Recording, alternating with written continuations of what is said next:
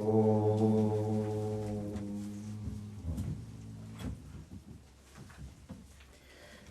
morning, everybody. Good morning.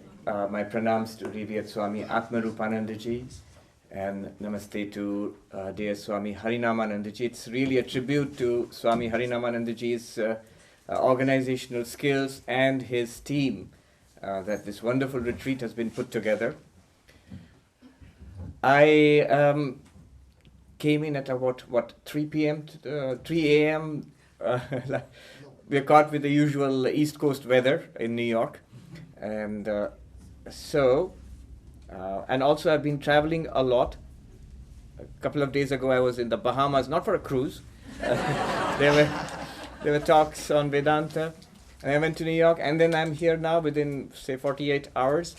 So what I mean is, what I'm going to say now, don't take it too seriously. It could be me talking, or it could be the jet lag or something.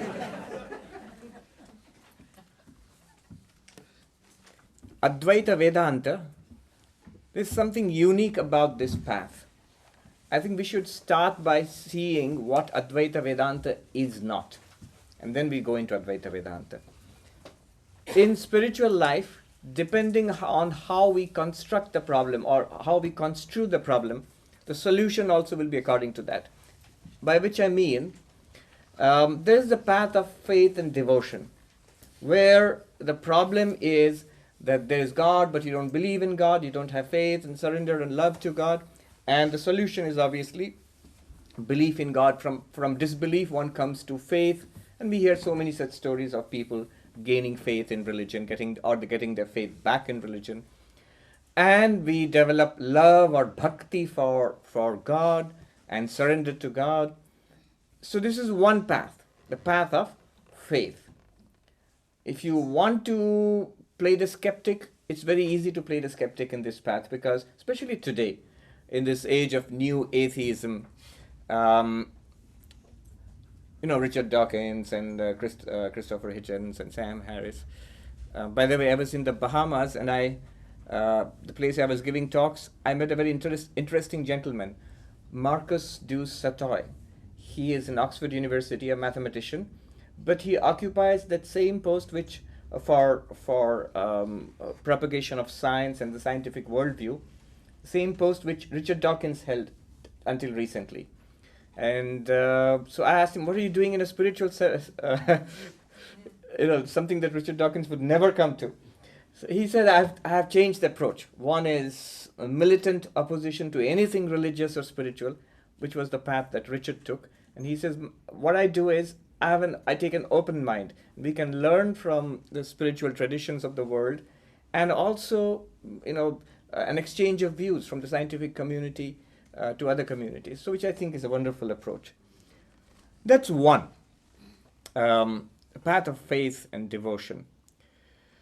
But there's another path, what I might call the path of the mystic. The path of the mystic says that no. The problem is not that you do not have faith. The problem is that the mind is distracted, disturbed, and if you could calm the mind down, if you could concentrate hard enough, the spiritual truths would be revealed to you. The path of the mystic is to experience, to directly experience this reality. Not just believe in it, but to experience it. As Swami Vivekananda put it when he came here, if there is God, I must see him. If I have an immortal soul, I must feel it. So have direct, mystical, extraordinary experiences which prove to us the truth of these claims of the spiritual path, not just believing in it. And so to have those experiences, it's not so much faith, but a certain set of spiritual practices which will give us those experiences so that we see for ourselves that this is true. Now, what I'm going to speak about, Advaita Vedanta, if you are going to see the uniqueness of this path, it's neither the first one, not the path of belief or faith. It's not even the second one, not the path of mystical experience either. You see, it's important to say this at the outset so that we know that we are in something different here. In Advaita Vedanta, the problem is construed in this way. Ignorance is the problem, not lack of faith, not even a disturbed or distracted mind. Those are problems, but they are not the real problem. The real problem is ignorance. We do not know. What is it that we do not know? The path of Advaita Vedanta says we do not know what we truly are. We do not know the nature of reality, the reality of this universe which we are experiencing, the reality of God which you may or may not believe in, but most importantly, your own reality. What are you? Not even who are you. I've been giving talks about this, and often these talks are called Who Am I? Until a teacher said, a Swami in India, he said it's actually not so much who am I, because who am I is also very personal, and this person or that person, who. But it's more what am I? What am I? What are we? What's going on here? What's the point of all of this? So if you investigate the reality about ourselves, the claim is we do not know, we think we know, but we do not know what we are.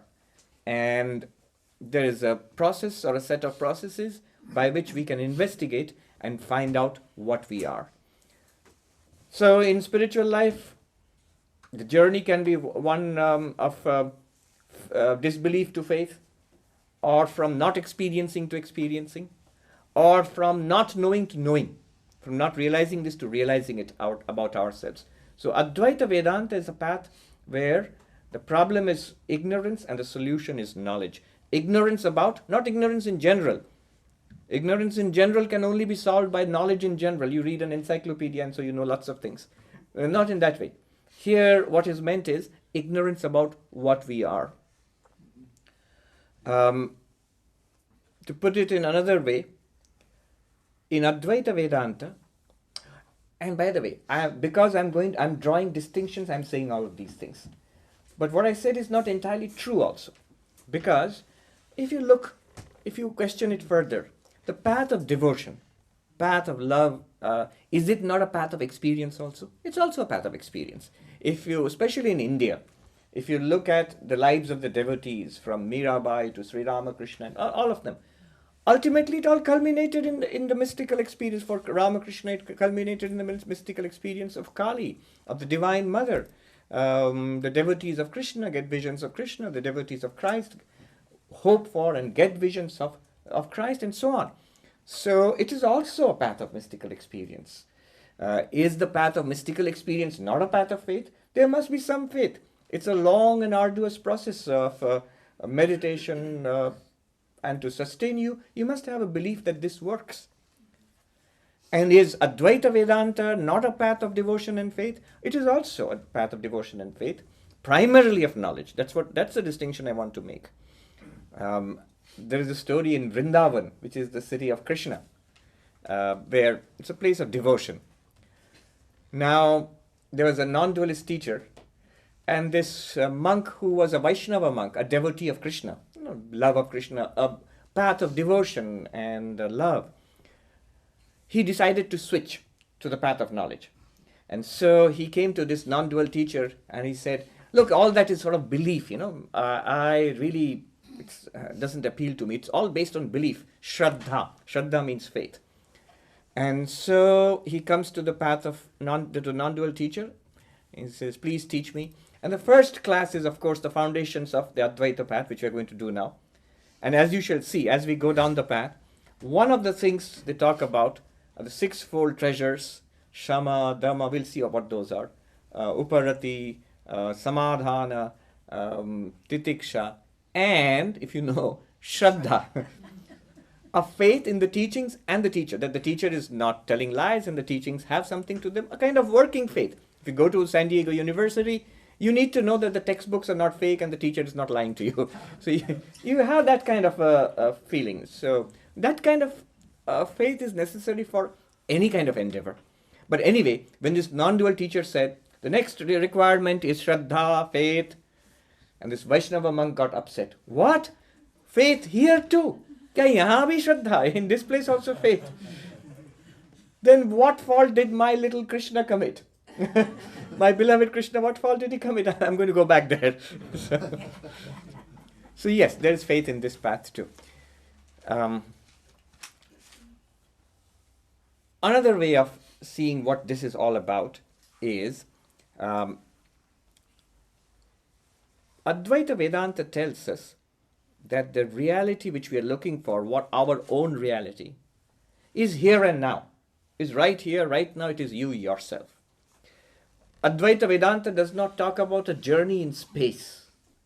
Where is this ultimate reality? Where is this claimed, solution to our problems, salvation, moksha, freedom, whatever it is? Where is it? Is it some other place? You go to that place, heaven, and then only you get it.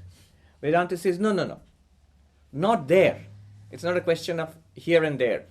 It's everywhere, and specifically it's here, right now. It's here. Is it a journey in time? That now we are miserable little creatures, but then means maybe after death, or after some mystical experience, after something happens. Yeah. After that, look at the word after, a time word. After that, I'll be fine.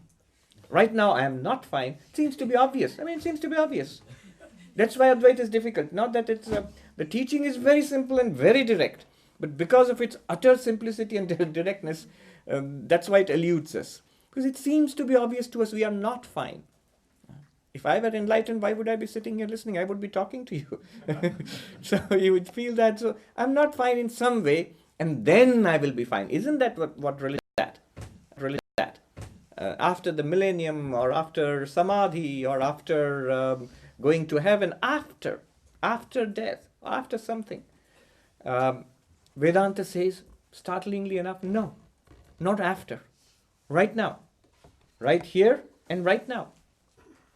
It's not a journey in time. It's not a journey in space from one place to another, from earth to heaven, or from here to Varanasi, or to Mecca or Jerusalem. No, it's not a place going to a certain place or waiting for a certain time. Is it some object? I have to attain something called God, or some state. Is nirvana or moksha a certain spiritual state? Even many sophisticated approaches seem to make it out to be a certain state we have to attain. I'm in a state right now. I have to attain to that state. It's not a journey from one object or state or place or a state to another. So 3 things. It's not a journey in space. Spiritual life, according to Advaita, is not a journey from here to there. It's not a journey in time.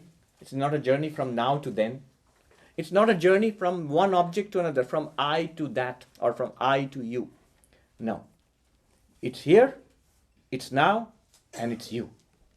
It is our own inner self. Then immediately the question comes, if that is so, why don't I see it? Why don't I feel it? Why don't I realize it? If it's right now, I don't feel it. If it's right here, I don't see it. If it's I myself, I don't feel too good.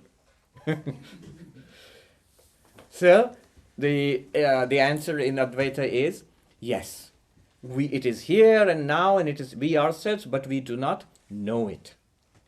We do not realize it.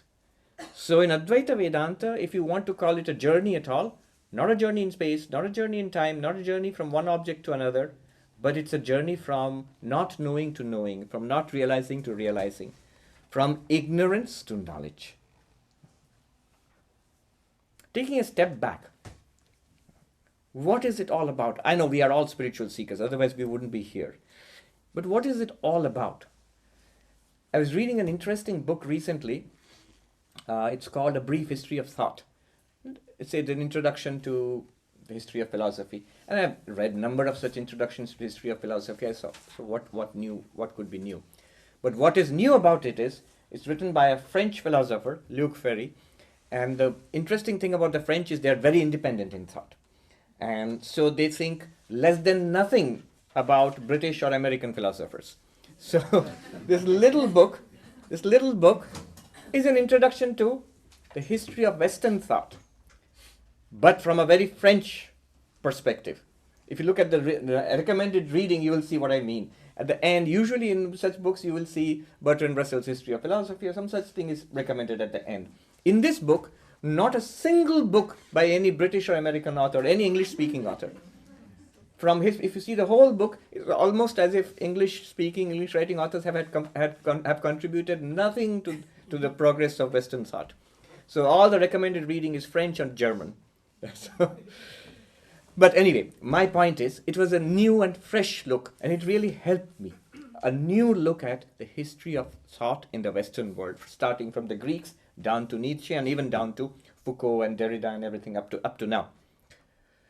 And what was amazing for me, why I'm saying this is, he says, from what I got is, it's the same quest.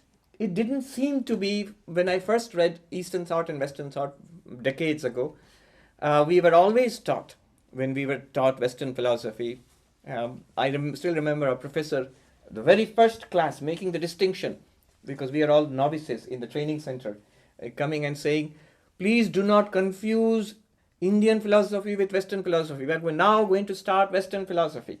He was a dramatic professor. And remember, Indian philosophy, the word is darshan. The Sanskrit word darshan means to see. To see the ultimate realities.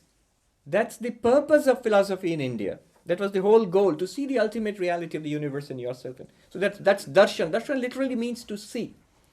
But remember, and this is something that is done in every philosophy class.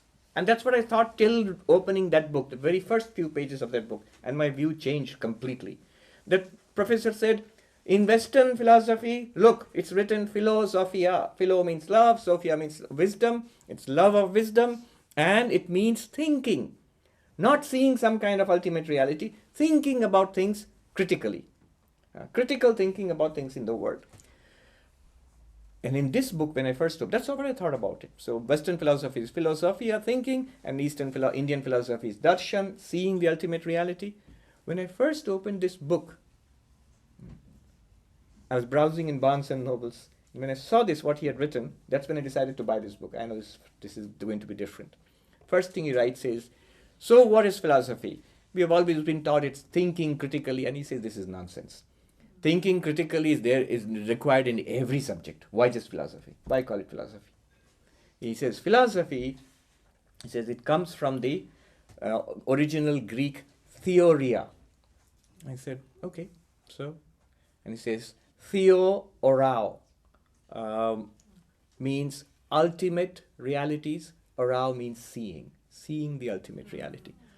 I thought, my God. It means literally what darshan means. Absolutely the same etymological meaning. Darshan means to see the ultimate reality, and theory, the English word theory comes from theoria. It means to see the ultimate reality. Literally, exactly same meaning. And then he says, what is the point of philosophy? What are we trying to do? That's also something I really could not discover about Western thought. What's the ultimate goal? Because in darshan, in Indian philosophy, there is a point. How do we overcome suffering and attain ultimate bliss? That's the point. That's why the Buddha left home and became the Buddha, and that's why we do Vedanta, Buddhism, any kind of spirit. There's a point to it. Ultimate solution of human problems. Attainment of peace and freedom from suffering, especially freedom from the fear of death, from this birth and death, this problem. And here next he says, what's the point of it? He says, ultimately the point of it is death, and how are we to confront death and salvation from the problem of death. Just about the same thing. So spirituality, the whole purpose of spiritual life, philosophy, is this.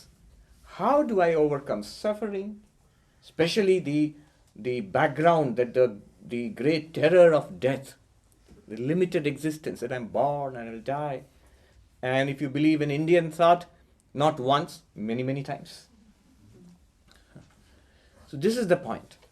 Advaita Vedanta tells us the solution is right there, right here, and it is ourselves. Our real nature, what we truly are. We are not bodies ever changing, subject to birth and death. We are not minds limited in knowledge, frustrated, overwhelmed by desire and frustrated by failure, subject to misery, dukkha. We are this infinite existence, consciousness, bliss, which does not die. There's no fear of death there. which is eternal bliss. There is no lack there. There is no unhappiness there, which is consciousness itself. So we are that, and to know this, I am that, is the solution to the ultimate human problem, this problem of death and suffering. So this is basically the idea in Advaita Vedanta. The problem is ignorance, the answer is knowledge. Now, one reason why Advaita is so attractive is, or two reasons why it's so attractive, is because one, knowledge, it's sort of, you're suggesting, if I just know it, then the problem is solved. Know it seems to be much easier than I have to meditate long hours, I have to do hundreds of hours of community service, and lots of rituals and pujas and lots of yoga exercises. So all that seems so hard. And if I just know it, it seems so effortless. So that's the first attraction of the Advaita path. It seems effortless. Effortless. So easy. Just know it and that's it. And know it also, I don't have to read a lot of hard Sanskrit text. I just have to come to the retreat and that's it. I'll know it. And effortless. And the second great attraction of the Advaita path is, it seems instantaneous. You read about the lives of the saints who spend years and years and years, and the Hindu and Vedantic, Hindu and Buddhistic and Jaina worldviews talk about lifetimes of spiritual effort. It seemed like such a drag. Years and years of hard work, oh my God. It seems almost too much. The payoff may be huge, but the effort required also seems to be too much. And here Advaita seems to promise instantaneous. Not even one day. It seems to say that instantaneous. A breakthrough you make, intuitively grasp it, it's done in a flash. Before and after, finished in a flash. And you're set free from the bonds of delusion. Is this true? Is this true? The answer is yes, that's the good news, and no, that's the bad news. Yes, when that breakthrough does come, it is instantaneous and it is effortless. Not only that, after that breakthrough, when you look back upon it, you begin to see, oh, why did I put in so much effort? It was always there. Why did it take long? It was always present, always here, I myself. It was just looking at me in the face and I never saw it. It should have been instantaneous. It should have been effortless. Some teachers are genuinely, they make some teachers, especially today, and especially here in the West, and especially here in California. Yeah. California has that reputation. I was attending a seminar on meditation traditions in it was in Columbia University, and the professor of Islam, a teacher of Sufism, which has a lot of affinities with Vedanta.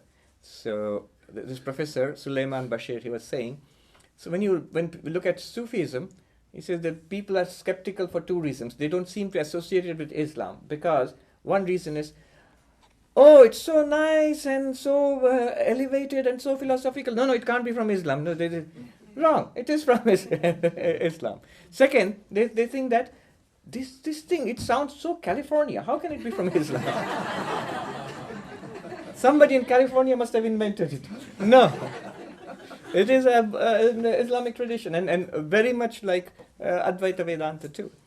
So when they do this, the teachers, they feel it is so easy and instantaneous, and they make what I may, with all due respect, make an error.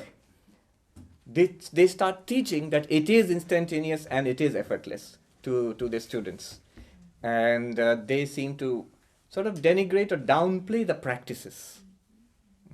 Just listen to it. Are you getting it? And if you look at the people who are listening, they're like, yes. Often, what is overlooked is that these teachers themselves have spent decades and decades in very serious search. They've struggled a lot themselves. So, the answer is yes and no. Yes, it's instantaneous. Yes, it's effortless. And no, it's neither instantaneous nor effortless. It takes a lifetime or lifetimes of spiritual seeking. The only reason is, the complication lies not in Advaita. The complication does not lie in the ultimate reality, in our real self. The complication lies in the apparent self.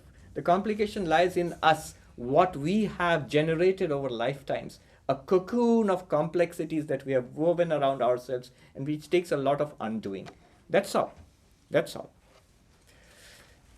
There's this story of the teacher, and student goes to him, please teach me about enlightenment. Please set me free. And the teacher says, okay, stay here. He used to stay in a cave. You have to clean the cave, and you have to go to the village and bring alms. And so the student starts working very hard, but days go by, and end of 2 or 3 months, he says, this teacher has not taught me anything. Why am I hanging around, wasting my time? I shall go to some other teacher. And he goes to the teacher, teacher, you must set me free. Otherwise, I'm going to go to some other teacher. The teacher says, all right, come tomorrow. I'll set you free.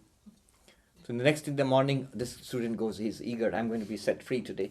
And he sees the teacher standing outside the cave. There's this big old tree, and the teacher is grasping it like that and saying, set me free, free me. The student says, but sir, just let go. The teacher said, precisely. Now, if I do not let go, if I'm holding on tight with all my might and say, free me, then you have to work really hard to pull out finger by finger and make me let go. That's a lot of work. The problem is the energy that we are putting into it in the opposite direction. So where is the catch?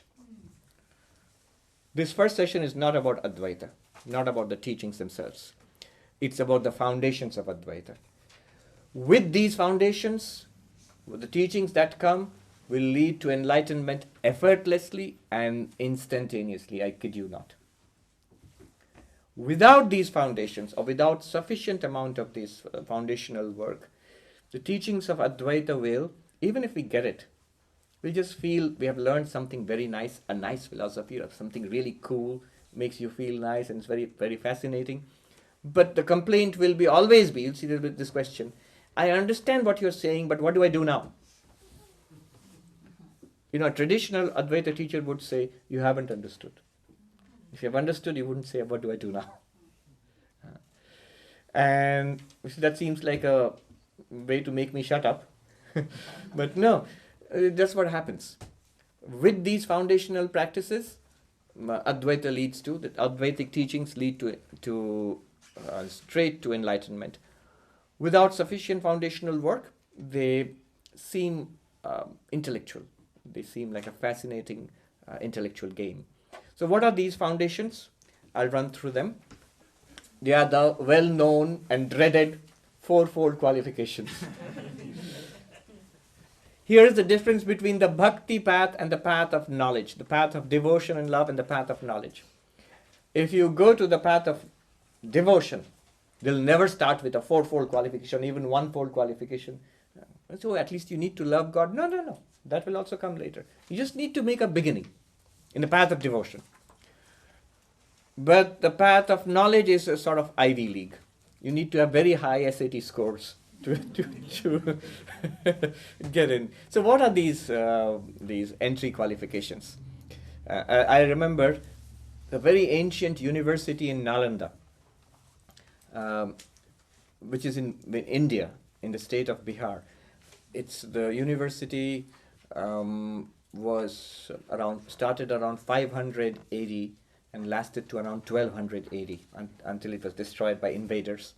So it lasted for 800 or 900 years, 800 years. And I was just thinking, the oldest college in Balliol is Balliol in Oxford. The oldest college in Oxford University is Balliol, which started around that time, 12th, 13th century. That's when Nalanda ended. This was a huge university, 11,000 students at its peak, and each student had and usually it was his because it was a very patriarchal society, their own room, so it's huge. The reason I'm saying this is, they had an interesting system. all those students who wanted to study in this great university of the East in the ancient India, they would have to go through what can be literally called an entrance examination. At the entrance, the gatekeeper would be a Pandit, a scholar, and he will quiz you on grammar and and some literature and some of the basics of scripture, some sort of a set of things. And if you pass it, then you literally get to enter it. I think that's how the name came, entrance examination. So that's the legend. So what is the entrance examination here? The fourfold qualifications, Viveka, Vairagya, I'll write it down for you. The sixfold treasure and Mumukshutva. So let me write down the words for you. The fourfold qualification.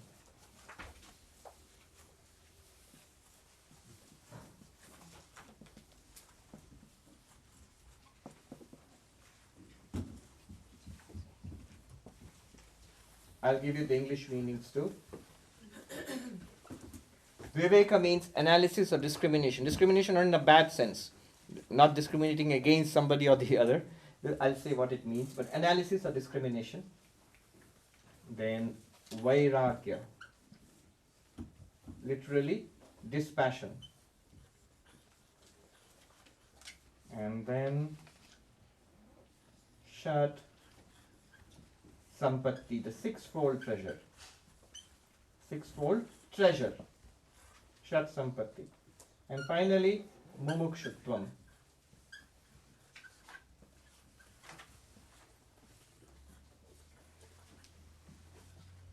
Mumukshutvam. K-S-U-T-V-A-M. Which means an intense desire to be free. So Viveka, from which the name Vivekananda comes, means the discrimination between the eternal and the non-eternal. Eternal and non-eternal. The Sanskrit roots vivich, which means to separate two things. In our understanding, if this clarity comes, that there is some spiritual reality, some solution to the problem of life, and that is worth having, compared to everything else in life. So the way it is put in Vedanta is Viveka is between Nitya and Anitya Vastu. Nitya means the eternal and Anitya means the non-eternal. Between the eternal and non-eternal. You'd say that how do I know there is something eternal? We don't. We have heard about it. Teachers have spoken about it. The scriptural texts of different traditions speak about it. There is a solution to human life. There is. And we have some kind of working faith in it. All right, maybe it's possible, it attracts me, something within me feels that there is something to it. And as against this, everything else in life. So, spiritual life really starts when it is not one among many things. Viveka, V-I-V-E-K. It's not one among many things. Yeah, there is spirituality and my shopping to do and looking for a raise and a nice vacation in the Bahamas next year. And one of the things I need to do is spirituality. No, not in that way. The spiritual quest is first and foremost. This is my life. That might be possible for you, Swami. You're a monk. No, it's for everybody. The Gita was taught to Arjuna, who was a householder and a warrior in the nastiest business that human beings have ever engaged in, warfare. And there Vedanta is taught. So if Vedanta is taught in the battlefield, it's possible for us in any sphere of life. But it requires that commitment that I want enlightenment. The Buddha wanted enlightenment. That's why the Prince Siddhartha became the Buddha, in the quest for enlightenment. So we are setting out on that same heroic quest. That I want enlightenment. I want this wisdom, this darshan, this theoria. That is Viveka. The distinction between the eternal and the non-eternal. Second, Vairagya. Once the distinction becomes clear, then where do you go from there? I have a dispassion for the non-eternal and a passion for the eternal. I have a dispassion for the non-spiritual and a passion for the spiritual. I want to realize this. It works for everything, whether it's the path of devotion or mystical experience or the path of knowledge, anywhere. You must be that this is the thing for me. I want to realize this. And all other pursuits in life, if you're a monk, you give it up. All of the pursuits in life, if you're in the world, you cannot give it up. You have to pay taxes, and you have to take care of the family, you have to at least you take care of yourself. So those are secondary, they become secondary. Even a monk in the Himalayas, the monk also has to go out to beg for his daily round of begging for food. There's a saying in the Himalayas, one of the names they use for monks is Maharaja. Maharaja means king, the great king. Now these people are beggars. We don't own anything, let alone a kingdom. So why are you called a king? So there's a saying in the Himalayas that these monks, they are beggars 1 hour a day, and they are emperors 23 hours a day. They are beggars 1 hour a day when they go out begging for their daily food. But other 23 hours they are Maharaja, because they're completely set free from everything in the world. Swami Turiyanandaji used to love repeating this. So Vairagya, what does it? How do you become a Maharaja? Whether you are a monk in the Himalayas or in San Diego, which, as we heard, it's no less than Varanasi or the Himalayas. But the foundation must be Vairagya. Vairagya is what protects us from the to-do lists of the world. Those are there; they have to be accomplished, but they are not primary to my life. Primary, they have only one to-do thing: to become enlightened. So that is Vairagya. Then, here's a little trick, an accounting trick. Shat Sampatti, sixfold treasure.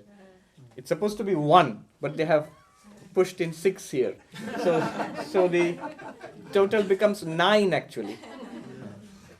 So you have 6 plus 3, so 9, not 4. But anyhow, they pushed it in.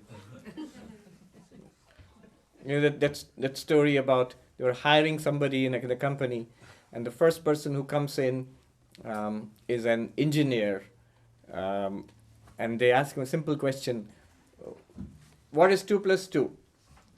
And the engineer quickly whips out his sliding rule, and he does complex calculations and measurements. He says it's approximately between 3.9 and 4.1. 2 plus 2 is somewhere in between that, an approximation. And then a person comes who has an accounting degree, and they ask him, what is 2 plus 2? He gets up and quickly shuts the door and comes in a hush. He asks, what do you want it to be? What do you want it to be? So that's, you see, it's supposed to be fourfold qualification, and then they hit us with the ninefold qualification. There's the fine print, hidden costs in there. You get one. You've started already? Yes. Okay. I'll tell you the joke. Let me tell you the joke anyway, because I started it. In the Vedanta Society of New York, the system is that the Q&A, we give a talk, and then there's a Q&A, and the Q&A goes on until the lunch is ready. So somebody has to give me a signal that, from the back there, the lunch is ready, so no more questions. So sometimes I have to ask, is the food ready? And people have given comments in the YouTube section that why does he keep talking about food? Or why does he... Now, we had once a visitor from Vienna, Austria, this lady, she's a professor of music. She came visiting, and she said, I listen to those talks which are recorded here, and I like it very much, but my one unhappiness is I never get the food. So she finally came to New York, and then she said, I'm so happy, at least I'm getting the food now. She went and actually physically had the food there. So the Shat Sampatti. This is what is called spiritual discipline. Americans would say getting your act together. So what does it comprise of? 6 things. Six practices. Sampatti means treasure. Shat means 6. 6 treasures. The first one is shamaha. Shamaha in Sanskrit, it means quietude and inner calmness. If the mind is running after 101 things, then nothing is possible. No great thing, whether it's science or art or anything, is possible if the mind is scattered and running after many different things. So a little inner quietude of the mind is required, so that I can attend to. I have decided I am going to on the greatest adventure that a human being can set out on. the spiritual adventure, the quest for enlightenment. So I must concentrate on that. And that requires calmness, a certain settledness. And it takes a little bit of maturity to get that settledness. I remember reading, it's very interesting. Monasteries were always, we want young people to come and join, young people to come and join. Young people are not coming, whether to the classes or the retreats or trying to become monks or nuns. But I was reading Swami Ashokananda ji in San Francisco. Somebody was telling Swami Ashokananda that young people are not coming. We need more young people to come and join the order as monks and nuns. And then he said, no, we don't need that. Young people are too volatile. We need middle-aged people with a few decades of life and effort left in them. So they are people, but he has a point there. Shamaha means a certain quietude of mind which comes after maturity, having taken a look at the world and sort of seen that, all right, this is what is there in the world. Now what's worth searching for? What's worth putting my time and effort into? My limited time and effort into. I have very limited time and energy. Then next, Dhammaha. Dhammaha means control of sensory system. Dhammaha means control of sensory system. I haven't written that down yet. That comes in the sixfold practices. Shamaha, Dhammaha. If you want to write it in English, you can write D-A-M-A, Dhamma. And Shama, you can write S-A-M-A. Dhamma. Dhamma means control of the sensory system. A tremendous amount of energy and activity is due to the activity of our senses. Our brains are continuously engaged. I was just reading, it seems 1/3 of the neocortex is engaged with the eyes alone. You open the eyes, 1/3 of the neocortex becomes busy with absorbing information, filtering it, interpreting. 1/3 of our cognitive capacities. I'm amazed. I didn't know that. But it is true. The ancient yogis, they knew this. So control of the sensory system is necessary for any serious inner work. Eyes. I want to see. No. I want to see? You can see the Vedanta Society and the Vedanta text. That's all you're going to go see, buddy. So that's control of the eyes. Taste. Control of the taste. The monks, and this is very, very non-glamorous, but the monks, they have their conception of food is, there is a disease called hunger and food is the medicine. There's a disease called thirst and you drink water from the river Ganga, that's the medicine. Food and drink are treated as medicine. Somebody said, Swami, you're going to wipe out half the businesses on Broadway. If you take a monastic approach to this, if you walk down Broadway, Amsterdam and all of that, you'll see the two kinds of things going on there. There's food. New York is like one of the food capitals of the world. People, foodies love it. And there are clothes. There are clothes. Huge clothes, jewels. Now if you make up your mind, clothing is only one thing, this. That's it. Range of colors, dresses, no, this. That's all. You have wiped out 99% of the garments industry. And food is exactly what you get. Nothing else. You're not going to seek out this kind of food or that kind of food. Just enough to sustain yourself in. So that is Dhammaha, control of the taste. Remember, on all of these things, you can immediately see there's a spectrum. You can be an ascetic living on the bank of the river at 10,000 feet in the Himalayas, with where you take these to the maximum possible extent. But there's a spectrum. And we are already on the spectrum. Don't think that, oh, I don't have any of this. What's the point? Why did I register for the retreat? I could have relaxed at home. No, we already have it. The very fact that we are willing to take the trouble of coming to this retreat and spending days and days listening, practicing, thinking, we already have it. Without that, one would not be interested. So we have these fourfold qualifications. Just you have to top them up. You have to keep an eye on them. A modern example will be when you drive, certain things you have to keep your eye on. You have to keep your eye on the road, you have to keep your eye on the speed, you have to keep your eye on the gas and things like that, on your mirrors. So these are the 4 things you have to keep your eye on when you're driving down the road of spiritual life. How is my Viveka doing? How is my Vairagya doing? how are the sixfold practices, and my desire to get enlightenment. Dhamma, control of the senses. Mostly it is eyes, ears and tongue. Desire to see, hear, taste, touch also. Touch is an extremely powerful thing. Smell not so much. So the fivefold, the five sensory organs, but the five motor organs too. The desire to go from place to place. I have legs. Just because I have legs, do you have to continuously walk around? Just because I have hands, you have to keep grabbing things? No, I don't. Obviously, I use them when I need them. I remember seeing this old Charlie Chaplin movie. I think it was Modern Times, where they show the factory system. And Charlie Chaplin is, his job is to tighten the screws on the assembly which is coming. Each item comes, he has to tighten the screw like this. And that's, he has got a wrench. And all throughout, day, hour after hour, day after day, all he does is this.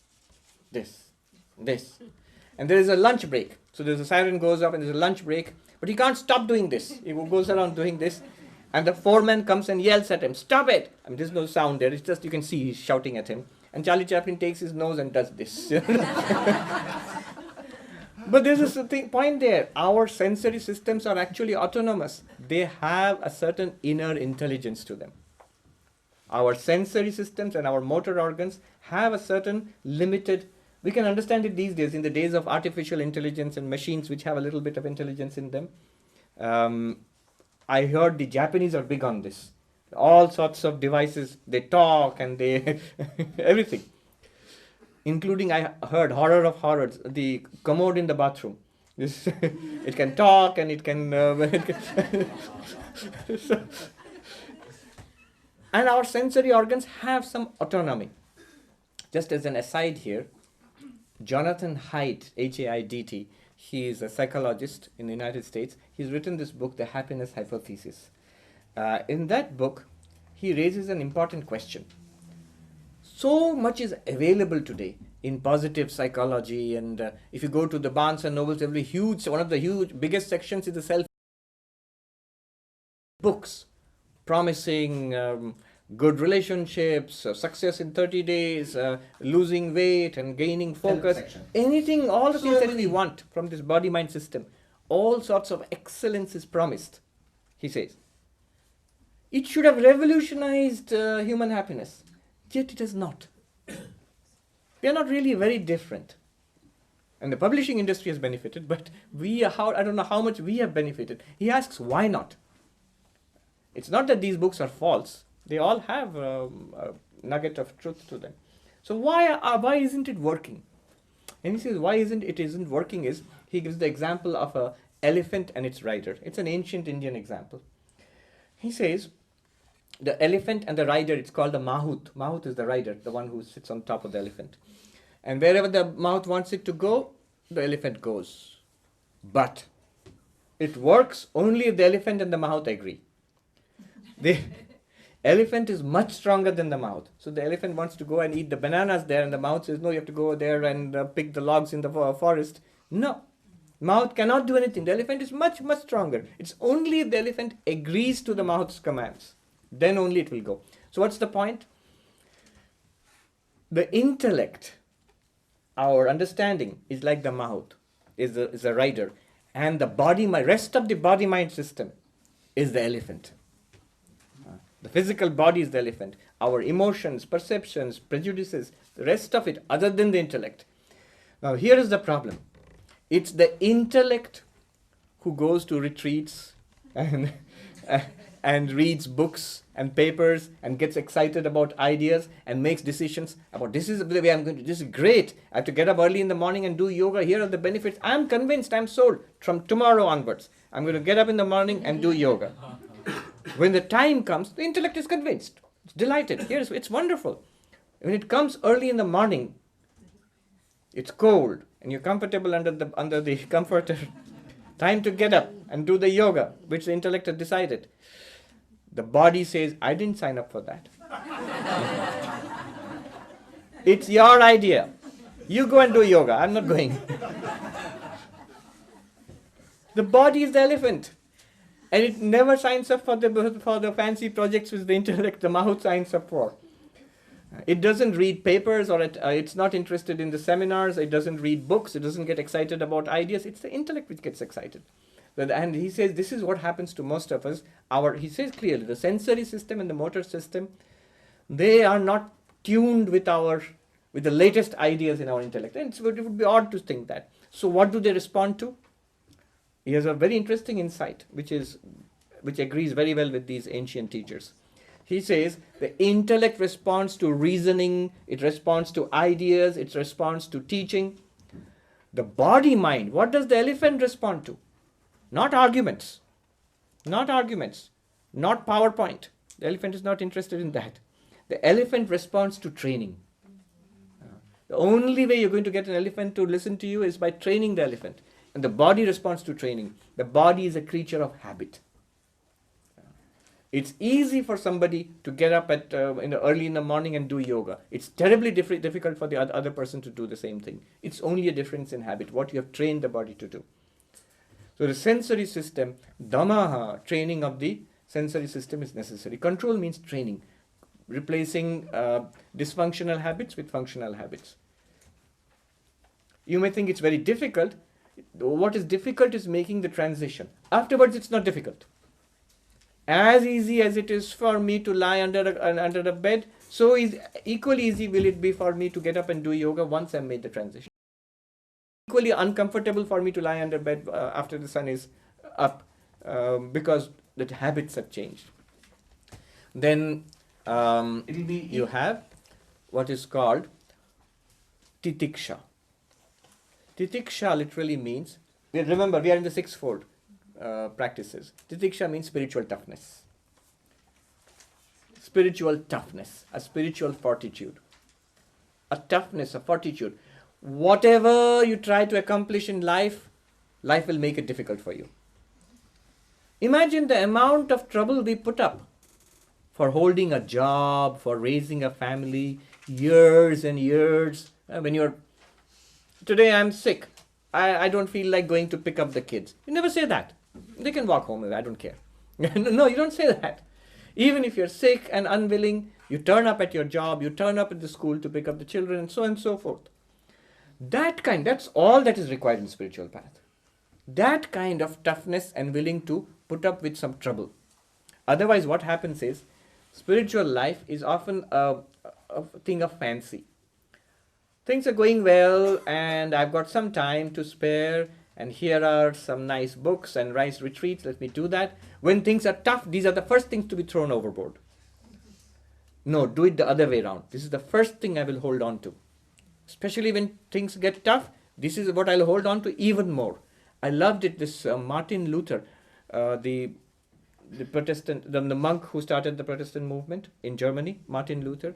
He writes in a place that his daily routine, he spends an hour kneeling down and praying in the morning. And he says when he has too much to do, too much work to do, he spends 1 more hour kneeling down and praying. Wow.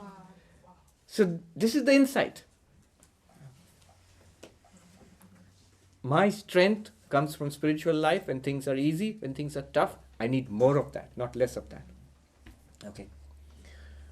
Spiritual toughness, the willingness to put up with trouble, with illness, with unhappiness, with financial problems, relationship problems, weather problems, discomfort. I'm willing to put up with that in order to get spiritual, to go ahead on spiritual journey. Then, okay. And then you have uparati and samadhana. They go together. Uparati means, rati means a delight in the things of the world. Taste and sense and touch and seeing. Uparati literally the opposite. Step back from multifarious sensory delights so that the energy and time is saved, and use it for the samadhana. You need not write that, just hear that. Samadhana means focus. So, uparati means literally reverse the tendency to flow outwards for enjoyment. Turn inwards. And samadhana means stay there. Stay there. Stick to your meditation, stick to your devotional practices, and stick to the Vedantic inquiry. This is samadhana. And then we have Shraddha, which is a working faith, that these teachings, there's something in them worth pursuing. A working faith in the teachings of the texts and the teachers. That is Shraddha, a working faith, a faith that it is so. I don't get it yet, I will, let me persist.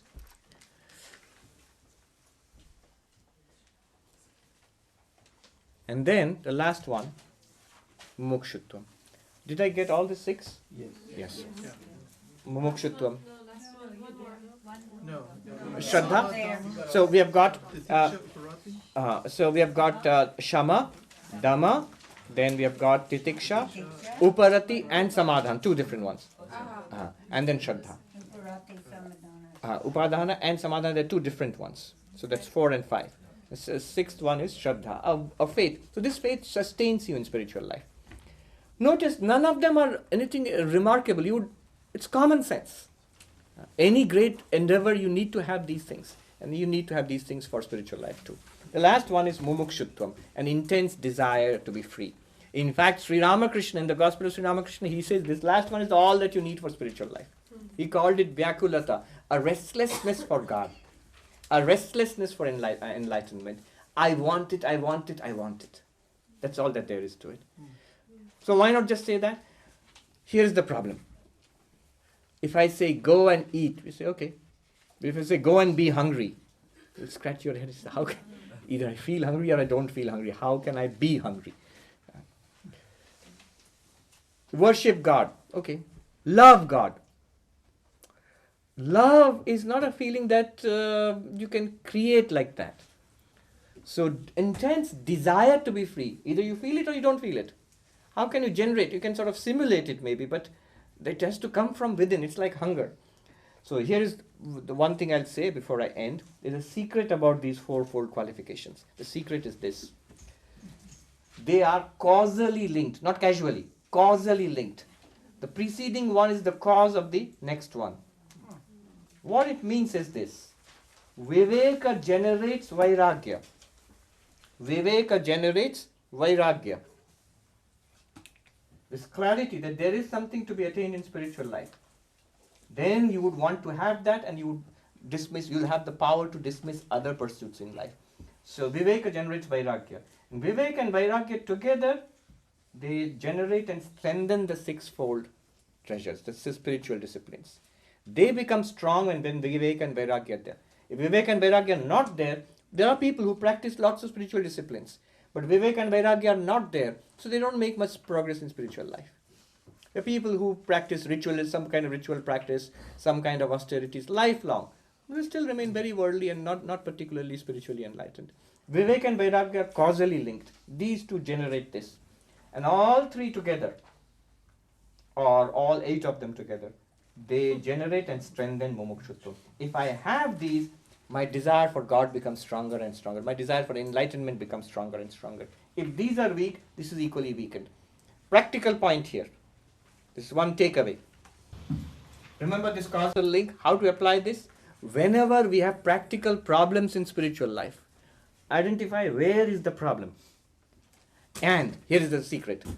Whenever we have a problem, I can't give up my desire for such and such thing. I want it. I'm struggling with it. Here is the problem. We're struggling with it. Don't struggle with that. I have a problem with vairagya, dispassion for the world. And what normally the usual tendency is to struggle with that only. Yeah. This is the secret. Don't struggle with that. Go back to the previous thing and then try to strengthen them. Strengthen Viveka, Vairagya will come. Strengthen Viveka and Vairagya, this will come. Yeah. Strengthen these, the desire for God will come automatically. Yeah. Thank you very much. Thank you.